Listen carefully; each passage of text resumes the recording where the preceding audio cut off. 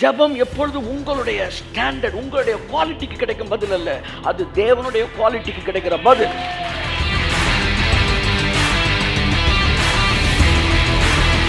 உங்களுடைய நீதிக்கான பதில் அல்ல, நீங்கள் கொண்டு போகிற நாமத்திற்கான பதில். எப்பவுமே சொல்ற, எவ்வளவு பெரிய ஆபத்து இருந்தாலும், நீங்க எந்த மாதிரி சூழ்நிலையில் இருந்தாலும், உங்க ஸ்பிரிச்சுவல் ஸ்டாண்டர்ட் எந்த நிலைமையில இருந்தாலும் 100% பதிலை நீங்கள் பெற்றுக்கொள்ள முடியும்.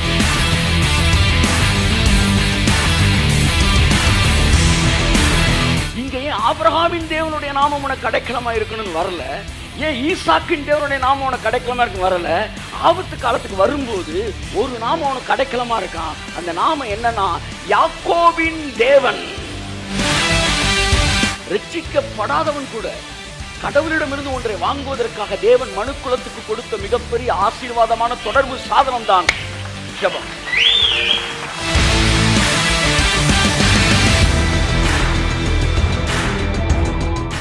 ஜெபத்தை கேட்கிறவரே, கிறிஸ்தவர்கள் எல்லாரும் உம்மிடத்தில் வருவார்கள் அப்படி இல்ல.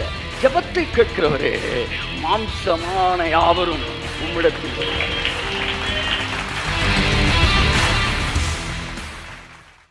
ஒரே ஒரு வசனத்தை நான் உங்கள் மத்தியில் வாசிக்க விரும்புகிறேன். 1 பேதுரு 4:7. எல்லாவற்றிற்கும் முடிவு சமீபமாயிற்று. எல்லாம் சொல்லுங்க, எல்லாவற்றிற்கும் முடிவு சமீபமாயிற்று. சொல்லுங்க, எல்லா வியாதிகளுக்கும் முடிவு சமீபமாயிற்று. எல்லா வறுமைக்கும், எல்லா தரித்திரத்திற்கும், எல்லா கவலைக்கும், எல்லா கண்ணீருக்கும் முடிவு சமீபமாயிற்று. நல்லா தட்டுங்க சார், நல்லா தட்டுங்க சார். ஆமென், ஆமென், ஆமென். முடிவு சமீபமாயிற்றுன்னும் போது நீ இந்த ஆங்கிள் தான் படிக்கணும். ஆமா, முடிவு சமீபமாயிட்டு, ஏன் முடிவு சமீபமாயிருச்சு போல, நம்ம செத்து போயிடுவோம் போல. பாருங்க, வசனத்தை துப்பாக்கியெல்லாம் கர்த்தர் கொடுத்தாரு, பிசாசு கொடுக்கல. ஆனால் பாயிண்ட் பண்ணதை மட்டும் உங்கள் பக்கம் திருப்பி வச்சிட்டான். துப்பாக்கியை கர்த்தர் கொடுத்தாரு, பிசாசு என்ன செஞ்சான், துப்பாக்கியை உங்கள் பக்கம் திருப்பி விட்டான். அதனால தான் உங்களுக்கு துப்பாக்கியை பார்த்தா பயமாக இருக்குது. துப்பாக்கியை பார்த்தா தைரியம் வரணும். ஏன்னா அது உங்களை சுடுவதற்கல்ல, உங்கள் எதிரியை சுடுவதற்கு. ஆமென், ஆமென், ஹல்லேலூயா. ஸோ முடிவு அப்படின்னு ஒன்று நம்ம முடிவு இல்லைங்க, இந்த உலகத்தின் முடிவு. உலகம்னா என்ன? கவலை, கண்ணீர், கஷ்டம், அழுகை, துயரம், வியாதி, வறுமை, இது எல்லாத்துக்கும் முடிவு சமீபமாயிற்று. கைத்தறிங்க. ஆமென், ஹல்லேலூயா. நான் அப்படி தான் பார்க்குறேன், வசனத்தை நான் அப்படி தான் பார்க்குறேன். எங்களுக்கு முடிவு கிடையாது. எங்களுக்கு முடிவு, எங்கள் பிரச்சனைக்கு முடிவு 2000 வருஷத்துக்கு முன்னாடி சிலுவையில் வந்தது. ஸோ இனிமேல் எங்களை முடிச்சு வைக்க எவனாலையும் முடியாது. ஏன்னா எங்களுக்கு முடிவே கிடையாது. ஆமேன் சொல்லுவோம். ஆமேன், ஆமேன், ஆமேன். ஃபீனிக்ஸ் இந்த துறைமுகத்துக்கு வந்தான். ஆமாம், ஃபீனிக்ஸ் பறவையை போலவே மறுபடியும் உயிரோடு கூட எழுந்து அவன் பறந்தான். என் அன்புக்குரியவர்களே, ஸோ முடிவு சமீபமாயிற்று. அடுத்தது வசனத்தை வாசிங்க. ஆகையால் தெளிந்த புத்தி உள்ளவர்களாய் இருந்து ஜெபம் பண்ணுவதற்கு ஜாக்கிரதை உள்ளவர்களாய் இருங்கள். இந்த வசனத்தை எப்பவுமே பிச்சு பேசிட்டாங்க நம்மள்ட்ட. பிச்சு பேசினா என்னைக்குமே டேஞ்சர். இப்போ ஆசீர்வாதத்தை நீங்க பிச்சிங்கன்னா என்ன வந்துடுது? வாதம் அப்படி வந்துடுது. ஆசீர்வாதமாய் இருப்பா. என்ன வாதம்? பக்கவாதமா, முடக்குவாதம் அப்படி வந்துடுறாங்க. ஆகவே வசனத்தை பிக்கக்கூடாது. எல்லாம் சொல்லுங்க, வசனத்தை முழுசா பார்க்கணும். இவன் என்ன சொல்லிட்டான்? ஜோம் பண்றதுக்கு ஜாக்கிரதையாரு, ஜோம் பண்றதுக்கு ஜாக்கிரதையாரு, ஜாக்கிரதையாரு அப்படி சொல்லி ஜெபத்தையும் ஜாக்கிரதையை மட்டும் பேசிட்டான். ஆனா வசனம் அப்படி இல்லை, முழுசா இருக்கு, அழகா இருக்கு. இங்க எதுக்கு நீங்க ஜாக்கிரதையா இருக்கணும்? ஜெபம் பண்றதுக்கு இல்ல, தெளிந்த புத்தி உள்ளவர்களாய் இருந்து ஜெபம் பண்ணுகிறதற்கு ஜாக்கிரதை. இந்த ஜாக்கிரதை எதுக்கெல்லாம் வருது? தெளிவா இருக்கணும்ன்றதுக்கும் வருது. தெளிவா இருந்து ஜெபம் பண்றதுக்கு ஜாக்கிரதையா இரு. ஜெபம் பண்றது எவன் வேணாலும் பண்ணுவான். ஆனா தெளிவா ஜெபம் பண்றவன், தெளிந்த புத்தி உள்ளவனா இருந்து, ஏன்னா முடிவு சமீபமா இருக்கனால உன்னை குழப்புறதுக்கு கொல்ல பேர் வருவாங்க. ஆனா கடவுளோட பேசுறவன் ரொம்ப தெளிவா இருப்பான். என் அன்புக்குரியலே, இந்த கடைசி நாட்களில் புதிய ஏற்பாட்டில் சொல்லப்படுகிற வார்த்தை தெளிந்த புத்தி உள்ளவர்களாக இருந்து ஜெபம் பண்ணுகிறதுக்கு. ஏன்னா ஜெபம்ன்ற சப்ஜெக்டில் தான் குழப்பங்கள் நிறையா வரும். எல்லாம் சொல்லுங்கள், கை எப்படி காட்டணும்? ஜெபம்ன்ற சப்ஜெக்டில் தான் பாருங்க, இந்த குழப்பங்கள் அதிகமாக வரும். அதனால் எதில் ரொம்ப தெளிவாக இருக்குன்னா ப்ரேயர்ன்ற ஏரியா. ஏன்னா இந்த ப்ரேயர்ன்ற ஏரியா வச்சு தான் இன்றைய கிறிஸ்தவர்கள் கொல்லப்படுகிறார்கள். ஆனால் ஜெபம் என்பது வேதத்தில் இருக்கிற அழகான வார்த்தைகளில் ஒன்று. கைத்தட்டு உதவுறது. Amen. Such a beautiful, awesome, amen, inspiring word prayer. Amen. ஏன்னா அப்படியே ஃபீல் பண்ணி சொல்லணும் ப்ரேயர். ஆமென். கர்த்தருக்கு சித்தமானா இதை பற்றி நம்ம தொடர்ந்து நம்ம பார்க்கலாம்னு நினைக்கிறேன். ஜெபம்ன்ற தலைப்பு. எதற்காக ஜெபத்தை எடுக்கிறீர்கள் என்றால், சபையில் வார்த்தையை கேட்பதற்கு மட்டுமல்ல, கடவுளோடு பேசுவதற்கு எந்த சபை ஒவ்வொருவருக்கும் பழக்குவிக்கிறதோ அந்த சபை ஒரு வலுவான சபையாக ஜெபிக்கிறதுக்குன்னு நீங்கள் ஏற்கனவே ஒரு பணம் மனசில் இருக்கும். அந்த வெள்ளிக்கிழமை நாள் வயசான பாட்டி வந்து சர்ச்சில் கத்திட்டு போவாங்களே, கிடையவே கிடையாது. எப்போ நான் அதை பேசவே இல்லை. வீட்டில் இருந்தால் மருமக தொந்தரவுன்னு சொல்லி சர்ச்சில் வந்து கத்திட்டு போகிற அந்த ஜெபத்தையே நம்ம பேசலை. நான் ஜெபம் என்பது தேவனோடு பேசுவது. ஜெபத்துடைய பல பரிமாணங்கள் இருக்குது. அதுவும் ஜெபம் இல்லையா? ஜெபந்தான். ஆனால் அதுதான் ஜெபம்ன்ற மனநிலையை தகர்த்துருங்கன்றேன். நான் என்ன சொல்ல வருகிறேன் என்றால், எந்த ஒரு சபை பரிசுத்தாவே நம்முடைய கண்களை திறப்பாராக, ஒவ்வொரு நபரையும் தேவனோடு பேசுவதற்கு கற்றுக் கொடுக்கிறதோ, கடவுளோடு தொடர்பு வைத்திருக்க கற்றுக் கொடுக்கிறதோ, அந்த சபை ஜனங்கள் வலுவானவர்களாக தேவனோடு நேரடி தொடர்பில் இருக்கிறவர்களாக இருப்பதினால் பிசாசினாலே எளிதில் வஞ்சிக்கப்படாதவர்களாக இருப்பார்கள். அந்த பாஸ்டர் ஜனங்கள்கிட்ட போய் நான் நல்லவன் சொல்லவே வேணாம். அவர் கடவுள்கிட்ட பேசிட்டாருன்னா கடவுள் சொல்லிடுவார் இவர் நல்லவர்னு. கைத்தறி வந்தவருக்கு கூட இருக்கிறவங்களாம் கடவுள்கிட்ட பேச வைங்க. கடவுள்கிட்ட பேச ஆரம்பிச்சுட்டா அதுக்கப்புறம் நீங்கள் யாருன்றவன் புரிஞ்சுக்குவோம். அதான் இயேசு சொன்னார், என் பிதாவினிடத்தில் கேட்டு கற்றுக்கொள்ளுகிற எவனும் என்னிடத்தில் வருகிறான். ஸோ பிதாட்ட பேசினேன் அப்படின்னு நீ சொன்னீங்கன்னா இயேசு நீ கண்டுபிடிச்சிருவடா. அப்படித்தான் கடவுள்கிட்ட நீ பேசினீன்னா உன் பாஸ்டரை கண்டுபிடிச்சிருவ. கையை தட்டுங்க வருதவருக்கு. ஆமென். ஸோ நீங்கள் சபையில் நீங்கள் கேட்கிற தேவனுடைய வார்த்தை இருக்குது பார்த்தீங்களா, அது தேன் தான். ஆனால் நீங்கள் தேவனோடு பேசும்போது வருகிற வார்த்தை தேன் கூட்டிலிருந்து வருகிற தேன். அப்போ தேனை இன்னொருத்தர் கொண்டு வந்து வாங்குறது வேற, தேனை நீங்களே அப்படியே கூட்டில் இருந்து எடுக்கிறது வேற. எத்தனை பேர் இந்த வருஷம் தேன் கூட்டில் இருந்து தேனை வாங்க? கர்த்தர் என்ன சொல்கிறாருன்னா, என்ன சொல்கிறார் பிரதர் அப்படின்னு கேட்குறாங்கல்ல, அப்படி சபை அப்படி ஜனங்களால் நிரம்பி இருப்பதை விட நீ காலையில் கர்த்தர் என்கிட்ட பேசினாரு அப்படி தொடங்குறான் பாருங்க, அந்த சபை சரியான சபைன்றது. தேவன் இந்த வசனத்தை குறித்து என்கிட்ட இப்படி பேசினார் என்று சொல்லும்போது அது வந்து ஒரு சிறப்பான சபை. நீங்கள் அப்படிப்பட்டவர்களாக இருக்க வேண்டும். ஆமென். ஸோ தேவனோடு இந்த இந்த இந்த செய்தி கடவுளோடு உங்களுக்கு இருக்கிற தொடர்பை அதிகப்படுத்துவதாய் அமைவதாக, உங்கள் வாழ்க்கை தேவனோடு சஞ்சரிக்கிற வாழ்க்கையாய் மாறுவதாக. ஏனோக்கு தேவனோடு சஞ்சரித்து பிள்ளைகளை பெற்றான். அதுக்கு முன்னாடி இருக்கிறவன்லாம் உயிரோடு இருந்து பிள்ளைகளை பெற்றார்கள். அப்படி வருது. அவர்கள் 900 வருஷம் 600 வருஷம் அவன் உயிரோடு இருந்து பிள்ளைகளை பெற்றான். ஆனால் ஏனோக்கு பேசுமா, அவன் சஞ்சரித்து பிள்ளைகளை பெற்றான். ஆமென். எல்லாரும் உசுரோடு இருந்து பிள்ளையை பெற்றாங்களாம். இவன் உசுரோடு இருந்தானே. நிறைய பேர் இருக்கிறாங்க. இருக்கிறீங்களா? இருக்கிறேன் சார், உசுரோடு இருக்கோம் சார். இந்த கடவுளோட பேசாத முகங்கள் எல்லாம் கருகி போன முகங்களாக தான் இருக்கு. கடவுளோட பழகாதவனுடைய வாழ்க்கையெல்லாம் நடைபெறமாக தான் இருக்கு. ஆனால் அவருக்குள் வேர் கொண்டு கீழே வேறுபற்றும் போது எப்படி சார் ஒரு மனுஷன் வேறுபட்டு இருக்கிறான் கண்டுபிடிக்கலாம்னா, டெய்லி அந்த மரம் 2 பச்சை இலையை எதையாச்சும் விடும். புது ரெவலேஷன் டெய்லி அவன் லைஃப்ல என்ன செய்யும்? ஐயா நல்லா தட்டுங்க. இன்னைக்கு காலையில என்ன பேசினாரு கர்த்தர் உங்கள்கிட்ட? நீங்க சின்ன பையனா இருக்கலாம், பெரிய ஆளா இருக்கலாம். என்ன ரெவலேஷனோட ஸ்டாண்டர்ட் மாறலாம், ஆனால் ரெவலேஷன் எல்லாருக்கும் சொல்லுவார். என்னுடைய பழைய பைபிள் 90லேருந்து நான் டைரி மெயின்டைன் பண்ணுறேன். என்னுடைய பழைய பைபிள் 90 பைபிள் எடுத்து நீங்கள் பார்த்தீங்கன்னா கேலி கூத்தான வெளிப்பாடுகள்லாம் இருக்குது. ஆனால் ஒன்று தெரியுமா உங்களுக்கு, அதுவும் தேவன் பேசுனது. ஏதோ ஒரு ஸ்டாண்டர்டில் கர்த்தர் உங்கள்கிட்ட பேசணும். அதைத்தான் நான் சொல்கிறேன். நான் கர்த்தர் உங்கள்கிட்ட சார் கேசரி கிண்டணும், அது உப்புமா மாதிரி இருக்கலாம், ஆனால் கிண்டணும், வாயிலே கிண்டக்கூடாது. அப்போ கடவுளோடு நடக்கிற ஒரு அனுபவம் எல்லாம் சொல்லுங்க. இந்த செய்தியை கேட்கிற ஒவ்வொருவருக்கும் இயேசு கிறிஸ்துவின் நாமத்தில் உண்டாவதாக. கேட்க போகிற ஒவ்வொருவருக்கும் உண்டாவதாக. ஏனோக்கு தேவனோடு சஞ்சரித்து பிள்ளைகளை பெற்றான். பிள்ளைகளை பெற்றான்.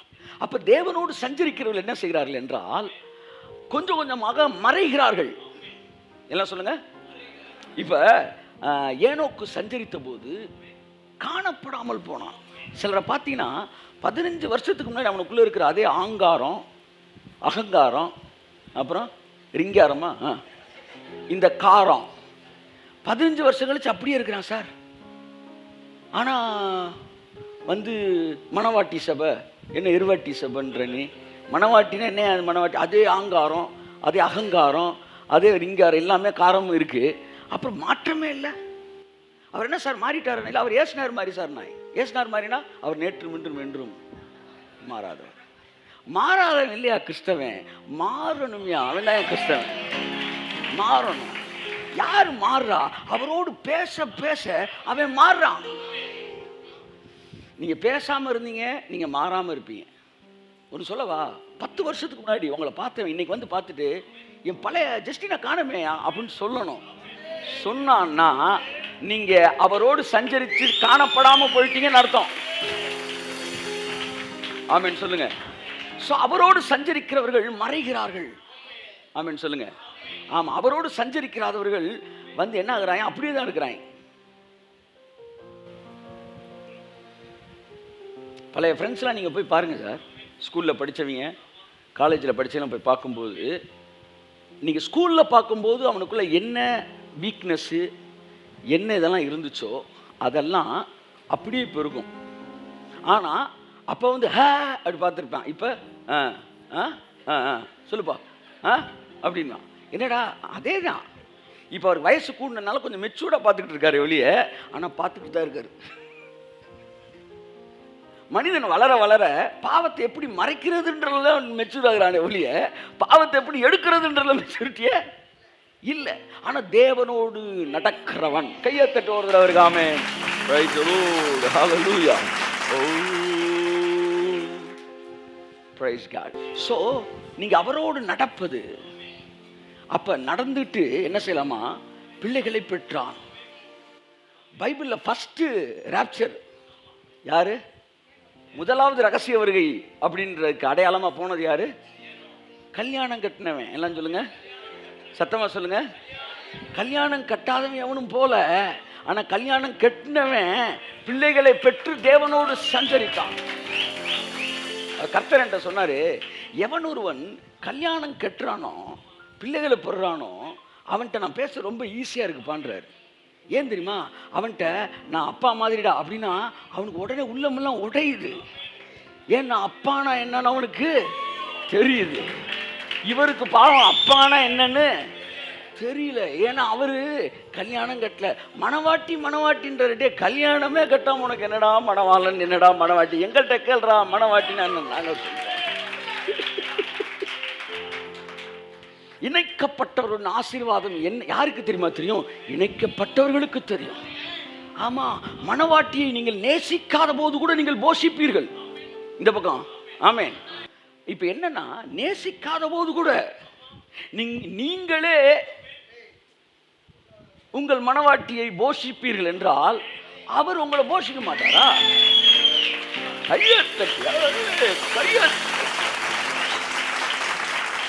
நேசிக்கிறார் என்பது வேற ஒரு ரெவலேஷனு.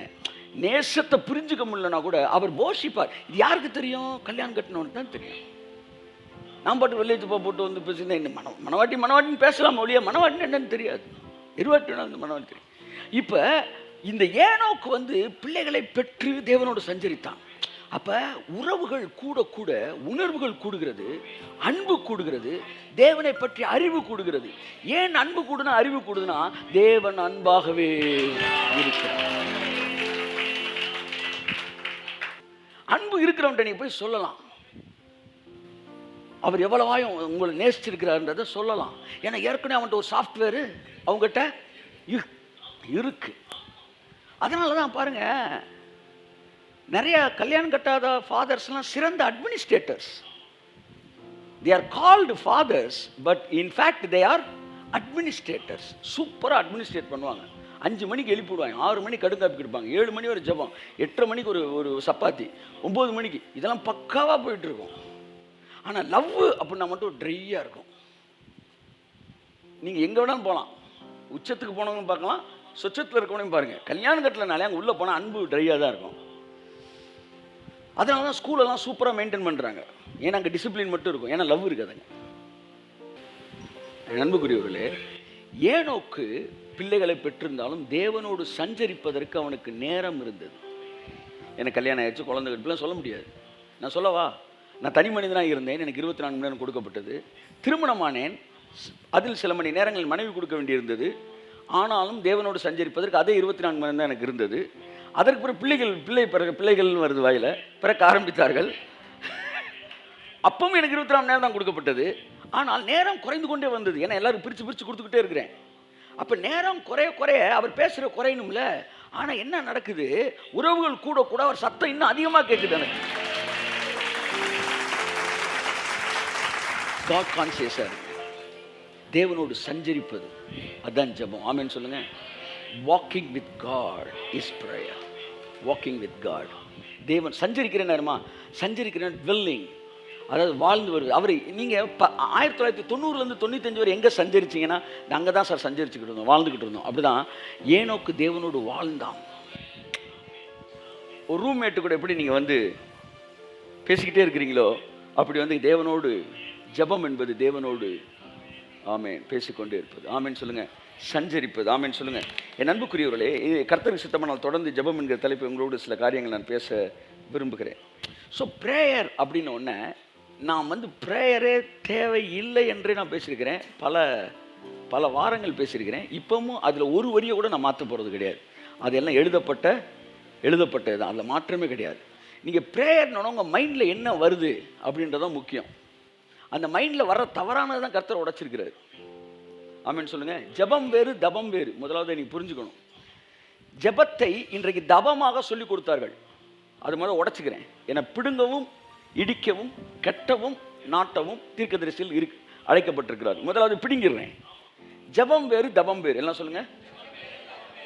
தவம் என்பது எதை பொறுத்து அந்த தவத்துக்கு வந்து பவர் கூடுதுன்னா, எவ்வளவு நேரம் எத்தனை வருஷம் இவர் கடவுளை கூப்பிட்டுக்கிட்டே இருக்காரு அப்படின்னு டைமை கால்குலேட் பண்ணால் அதுக்கு பேர் தவம். உறவின் அடிப்படையில் வந்தால் அதற்கு பேர் ஜெபம். பரிசேயர்கள் பண்ணது தவம்.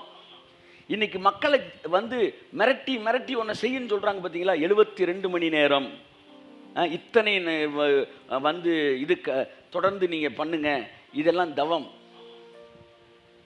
தவம் வேறு, ஜெபம் வேறு. தவம் தியாகத்தோடு தொடர்புடையது. என்ன சொல்லுங்க. தவம் தியாகத்தோடு தொடர்புடையது, ஜெபம் உறவோடு தொடர்புடையது. தவத்திலே நேரம் முக்கியமான ஒரு விஷயம். ஜெபத்தில் அதங்க கன்சிடர் பண்ணவே படாது. ஏனென்றால் நீ வேண்டிக் கொள்ள துவங்குவதற்கு முன்பே கட்டளை வெளிப்பட்டது, நீ அவருக்கு மிகவும் பிரியமான. ஜெபிக்க ஆரம்பிக்கிறவன், இந்த தானியல்ன்றவன் ஜெபிக்கலான்னு சொல்லி அந்த அழகான வாங்கின பாயை எடுத்து இப்படி உதறி இப்படி விரிச்சிருக்கிறான் சார். பதில் கபிரியல் கிளம்பிட்டான் சார். என்ன, நீ வந்து ஜெபிக்க ஆரம்பிக்கும் போதே பாயை விரிக்கிறப்ப கபிரியல் வந்துட்டாப்ல, கிளம்பிட்டாப்ல. இடையில கொஞ்சம் டிராஃபிக் ஜாம் ஆகி போச்சு. இவன் நினைச்சிட்டா 21 நாள் ஃபாஸ்டிங் முடிச்சாதான் வருவார் போல. இல்லைப்பா, நீ கிளம்புறப்ப அவர் கிளம்பிட்டார். நல்லா கவனிங்க. அப்படித்தான் தேவன் உங்களுக்கு இருக்கிறார். இந்த ஜெபத்தை குறித்த பிசாசு என்ன செஞ்சான்? ஜெபம் என்பது மனுக்குலத்துக்கு தேவன் கொடுத்த ஒரு சூப்பரான ஒரு மீடியம், ஒரு அழகான ஒரு விஷயம். இதன் வழியாக இவன் தேவனோடு உறவு கொள்வதை பார்த்து பொறுக்க முடியாத சாத்தான் என்ன செஞ்சுட்டான்? அந்த மீடியம்ல கையை வச்சுட்டான். நீங்க வாட்சை பார்த்து தான் வந்து டெய்லி கிளம்புற ஆளு அப்படின் போது பங்க்சுவலான ஆளு, சரியா, கரெக்டாக வாட்சை பார்த்து எல்லாம் செய்கிற ஆளு அப்படின் போது உங்க பங்க்சுவாலிட்டியை, உங்க டிசிப்ளினை கெடுக்க முடியல. என்ன செஞ்சுட்டான்? வாட்சை போய் திரும்பி வச்சுட்டான். போ, நைட் 2 மணிக்கு வந்துருச்சு பல்ல விளக்கு. ஆமாம், 3 மணிக்கு இட்லியை வச்சு தின்னுக்கிட்டு இருக்கான். ஏன்னா அவன் வாட்சை பார்த்தே இருக்கு, அவன் வாட்சை திரும்பி வச்சுட்டு போயிட்டானே. அப்படித்தான் ஜெபம்னு ஜெபத்தில் மக்கள் எல்லாம் டியூன் ஆகி நிற்கும் போது ஜெபத்தையே குழப்பி விட்டு போயிட்டான். இப்போ இந்த மக்கள் எல்லாம் இந்த குழப்பப்பட்ட ஜெபத்திலே செஞ்சுக்கிட்டு இருக்கிறாங்க விடாம. கர்த்தரோ இரக்கத்தில் ஐஸ்வர்யம் உள்ளவராய். தப்பா இருந்த டைம் எல்லாம் இந்த வருஷத்துல பிரேயர்ன்ற தவறான விஷயங்கள்லாம் டியூன் பண்ணி இந்த வருஷம் எல்லாத்தையும் சூப்பராக.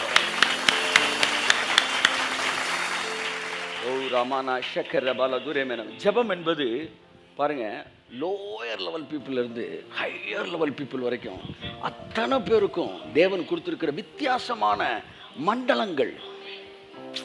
ஒரு பையன் பாருங்க, அவங்க அப்பா வந்து மேத்ஸ் ப்ரொஃபஸரு, நல்லா கவனிங்க. அவன் வந்து அப்போ தான் அவன் செகண்ட் ஸ்டாண்டர்ட் படிக்கிறான். அவங்க அப்பா சொல்லி கொடுக்குறாரு, 2 × 2 4. அப்போ 3 × 2 எத்தனை அப்படின்னு கேட்குறான். 3 × 2 6 அப்படின்னு அவங்க அப்பா சொல்லித்தராரு. அப்படியே படித்தவன் அப்படியே மேலே பிக்கப் என்ன செய்கிறான், வந்து ஸ்கூலை முடிக்கிறான், காலேஜ் படிக்கிறான், காலேஜில் வந்து மேத்ஸ் எடுத்து காலேஜில் உட்காந்து முக்கியமான பெரிய ஒரு விஷயத்தை பார்த்துக்கிட்டு இருக்கும்போது, ஒரு ஃபார்முலா போட்டு ஒரு வேலையை செஞ்சுக்கிட்டு இருக்கும்போது, ஒரு சூத்திரத்தை போட்டுக்கிட்டு இருக்கும்போது அவனுக்கு ஒரு டவுட் வருது.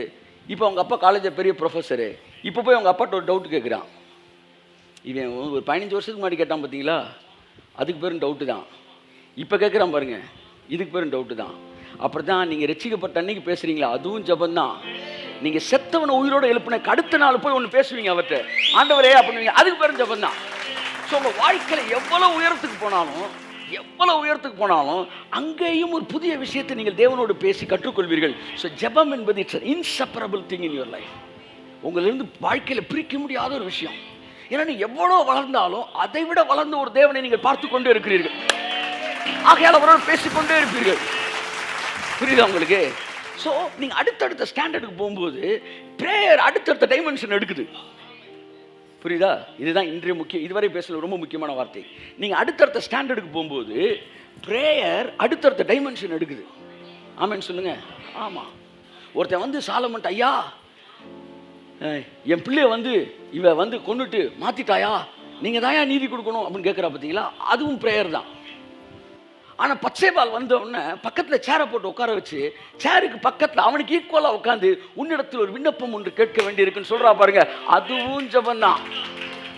10 வருஷத்துக்கு முன்னாடி நம்ம அந்த 2 வேசியல் வந்து அழுது, ஐயா ஏதாச்சும் பார்த்து செய்யுங்க சாமி, அதுவும் ஜபந்தான்.